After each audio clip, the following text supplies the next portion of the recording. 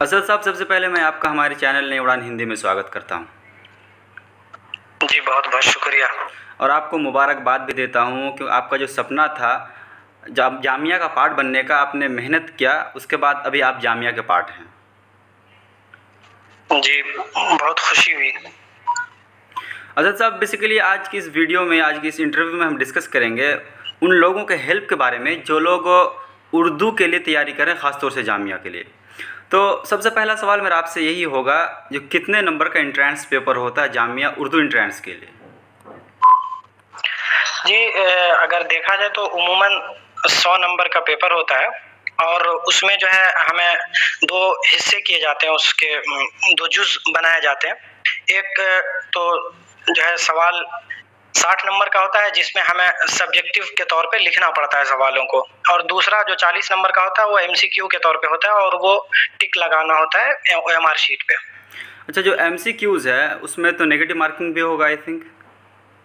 जी, कितना परसेंट? अगर आप जी 25%। यानी एक क्वेश्चन अगर गलत करते हैं तो 0.25% कटता है। जी जी। तो असद साहब, आप ये बताइए, 100 नंबर को 2 भागों में बांटा जाता है, 2 हिस्सों में। अगर इसको हम कुल मिलाकर इसके सिलेबस देखें तो सिलेबस क्या है? इसके सिलेबस में यही है कि आप अगर जो है तैयारी करना चाह रहे हैं तो आपको एनसीईआरटी की जो बुक आती है गुलिस्तान अदब और इस तरीके की, और जो मतलब 12th की और 11th की दोनों किताबें आप पढ़िए, वो ज़्यादा फ़ायदेमंद है, क्योंकि ज़्यादातर सवाल जो है आप बीए में दाखिला लेने के लिए आप इम्तहान दे रहे हैं तो 11th और 12th की किताबें बहुत ज़रूरी हो जाती हैं, खुसूसन जामिया के एंट्रेंस के लिए। और उसके बाद तारीख़ अदब उर्दू का मुताला बहुत ज़रूरी है। तो असद साहब, आपने ये जो बताया, ये सब्जेक्टिव पार्ट के लिए या ऑब्जेक्टिव पार्ट के लिए? अगर आप इन तीनों किताबों का मुताला करते हैं बनज़र गायत बिल्कुल अच्छे तरीके से पूरे इन्हिमाक के साथ, तो आपका 60 नंबर तो हो ही जाएगा, 40 नंबर खुद ब खुद इसमें आपके जो है वो इसी से रिलेटेड, जैसे आप गालिब के ताल्लुक से पढ़े तो हो सकता है सवाल में आ जाए कि गालिब कहाँ पैदा हुए थे, तो आपने अगर सब्जेक्टिव के लिए तैयारी कर रखी है तो आपको ये पता होगा कि गालिब आगरे में पैदा हुए थे। असद साहब, जैसे आपने जो जो जिन जिन किताबों का नाम बताया, मुझे जहाँ तक समझ में आई, ये सारी किताबें उर्दू अदब से ताल्लुक़ रखता है।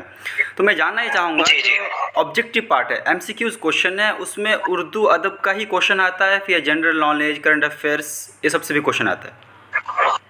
नहीं, जनरल नॉलेज का नाम तो दिया रहता है लेकिन जनरल नॉलेज से क्वेश्चन इस तरीके से नहीं आते हैं। जनरल नॉलेज का क्वेश्चन इस तरीके से होता है कि जिस तरीके से हमारे बहुत से अदीब, शायर और जो नक़ाद, तहकीक करने वाले जो गुजरे हैं इस दुनिया से उर्दू अदब के ताल्लुक से, तो उनके ताल्लुक से ये पूछ लिया जाता है, जैसे कोई शेर दे दिया गया अल्लामा इकबाल का तो ये पूछा जाता है कि ये किसका शेर है, यही जनरल नॉलेज में आता है। और खुसूसन इस तरीके से भी पूछा जाता है कि पंजाब तरक्की पसंद तहरीक की बुनियाद कब रखी गई, या तरक्की पसंद से रिलेटेड कौन कौन से लोग थे। तो अब जैसे 4 ऑप्शन है और मान लीजिए 3 सही है, तो ये भी पूछ लिया जाता है कि इसमें से कौन ऐसे शख्स हैं जो तरक्की पसंद तहरीक से या फिर अंजुमन पंजाब से मतलब इनका ताल्लुक नहीं था। तो असद साहब, यहाँ पे मैं और एक बात क्लियर करवाना चाहूँगा आपसे, जो जितने भी सारे क्वेश्चंस या सवालात आपने बताया, एमसीक्यूज़ के हो या फिर सब्जेक्टिव पार्ट के हो, वो गालिबन उर्दू से है। तो मैं जानना चाहूँगा, जो 100 मार्क्स में से किसी भी पार्ट में इंग्लिश का हो, रीजनिंग का हो, मैथ का हो, साइंस का हो, इस टाइप का क्वेश्चन तो नहीं आता है? जी नहीं, इससे कोई भी सवाल नहीं आते, सिर्फ उर्दू से ही मुताल्लिक सारे सवालात आपसे पूछे जाएंगे। फिर असद साहब, यहाँ पे एक बात मैं आपसे क्लियर करवाना चाहूँगा, चूँकि आप मदरसा बैकग्राउंड से, अल्हम्दुलिल्लाह आप नदवी साहब हैं। देखिए, कई बार कुछ लोग ये सवाल उठाते हैं, ये उर्दू सब्जेक्ट जो है, चाहे वो जामिया मिलिया में हो, जेएनयू में हो, या अलीगढ़ में हो, डीयू में हो, उसमें जितने भी सीट होते हैं, उसमें जो मदरसे से तालिब इल्म आते हैं वो फ़तह कर जाते हैं, जीत जाते हैं, उसको क्वालिफाई कर जाते हैं। और जो स्कूल वगैरह से आते हैं या फिर उर्दू से ताल्लुक़ रखते हैं, उर्दू से मोहब्बत करते हैं, लेकिन लेना चाहते हैं, लेकिन मदरसे वाले चूँकि ज़्यादा सलाहियतमंद होते हैं, इस वजह से उनका हक़ मारा जाता है। इस बारे में आप कुछ कहना चाहेंगे, जो ना सिर्फ मदरसे वाले इसको क्वालिफाई करते हैं या स्कूल वाले भी? जी, ऐसा नहीं है। ये मतलब अगर हम सोच रहे हैं तो ये सोच गलत है, क्योंकि देखिए हम मदरसे में ज़रूर पढ़ते हैं लेकिन उर्दू हमारे सिलेबस में कहीं भी नहीं होता है। ये चीज़ आप भी इसको बेहतर तरीके से जानते होंगे, क्योंकि हमें जो चीज़ें दी जाती हैं वो दीनी उलूम दी जाती हैं, उर्दू, तारीख़ अदब और इस तरीके की किताबें जो है उर्दू से रिलेटेड, उर्दू की तारीख़ हम कभी नहीं पढ़ते हैं। उर्दू पढ़ना लिखना जानते हैं, ये एक अच्छी बात है और ये एक अलग चीज़ है। सिलेबस से मुतल्लिक हमें जब हम इम्तिहान की तैयारी के लिए बैठते हैं जामिया, एमयू या कहीं के भी एंट्रेंस के लिए, तो हमें खुद से तैयारी करनी पड़ती है, हम खुद से पढ़ते हैं। हम पिछले जो भी पढ़ के आए हैं उसमें से और अभी हमारे खुद इस साल जो जामिया में जिन साथियों ने हमारा मतलब जामिया का एंट्रेंस पास किया है उसमें 50-50% है। 50% स्कूल के हैं और 50% लोग मदरसे के हैं। ऐसा नहीं है कि मदरसे वालों का गलबा है। चलिए, ये जानकर अच्छा लगा मुझे, और मैं उम्मीद करता हूँ जिन लोगों के दिमाग में इस तरह की बातें चल रही थी या चल रही हैं उसके ये बातें सारी क्लियर हो जाएंगी।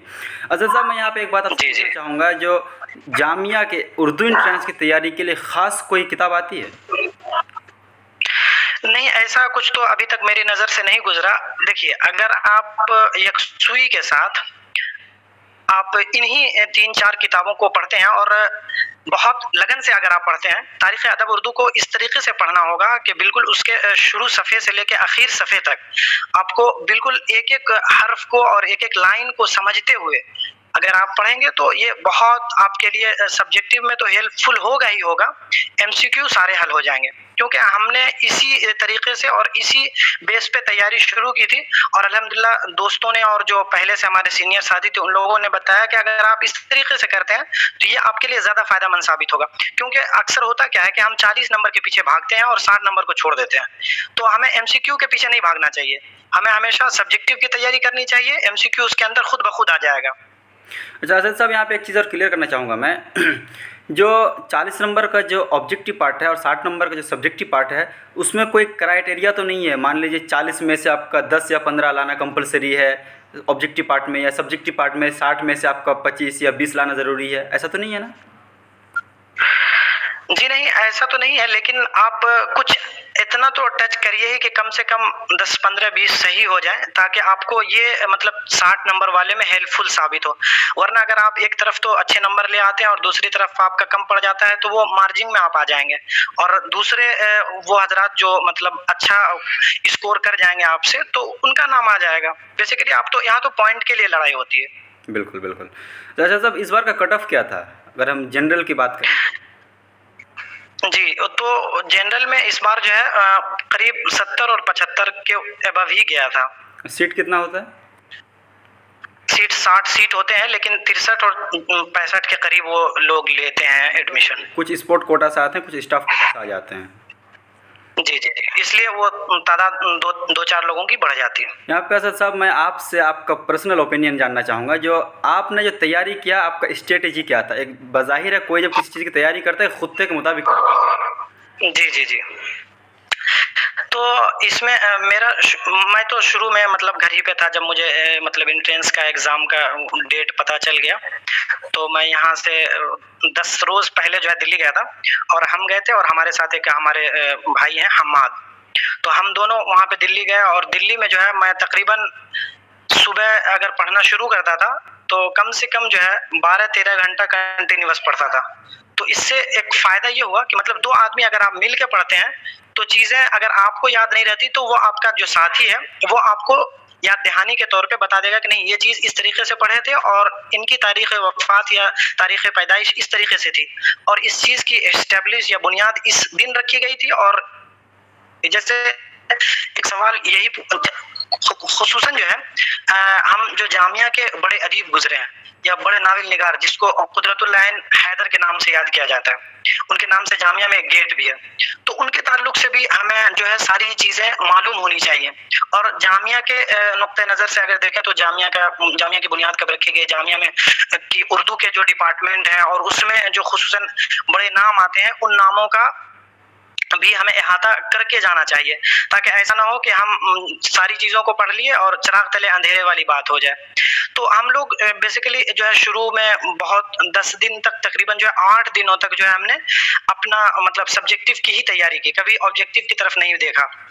तो फिर जब आखिर के 2 दिन बचे थे तो हमने एमसीक्यू की तरफ जो है ध्यान दिया और उसमें जो है और भी दूसरी जो किताबें थी और दूसरे जो भी हमारे पास सोर्स थे उसके ज़रिए से हमने हमने MCQ को हल करना शुरू किया तो 40 पिछले पुराने पेपर भी हमने जामिया से किसी तरीके से निकलवाए और उसको हल करना शुरू किया तो अल्हम्दुलिल्लाह हमेशा जो है 40 में से 30-35 हम लोग सही कर लेते थे यहाँ पे सही। और उसके बाद ये हुआ कि मैं एक बात बताना चाहूँगा, प्रीवियस ईयर का जो पेपर होता है वो चाहे किसी भी डिपार्टमेंट के लिए हो, किसी भी सब्जेक्ट के लिए हो, काफ़ी हेल्पफुल होता है।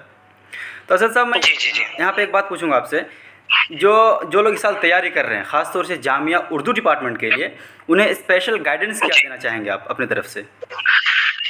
उनके लिए बस यही है कि वो पूरी तरीके से लग जाए। अगर आपको एंट्रेंस एग्जाम जो है पास करना है तो यकसुई चाहिए। अगर आप आज पढ़ रहे हैं कल नहीं पढ़ेंगे तो एग्जाम क्लियर नहीं होगा। हम झूठी तसल्ली किसी को नहीं दे सकते। अगर आप मेहनत से पढ़ेंगे तो इंशाल्लाह आपका नाम बहुत ऊपर आएगा और बहुत अच्छे मतलब फर्स्ट लिस्ट में ही नाम आ जाएगा। इस बात की फिक्र ना करें, बस मेहनत से पढ़ें। आप अगर 10 दिन पढ़ते हैं, 15 दिन पढ़ते हैं, 1 महीना पढ़ते हैं, बहुत मेहनत से और लगन के साथ पढ़ें। और जो 2-3 किताबें हैं 12th की और इसकी मतलब 11th की NCERT की बुक जरूर पढ़ें।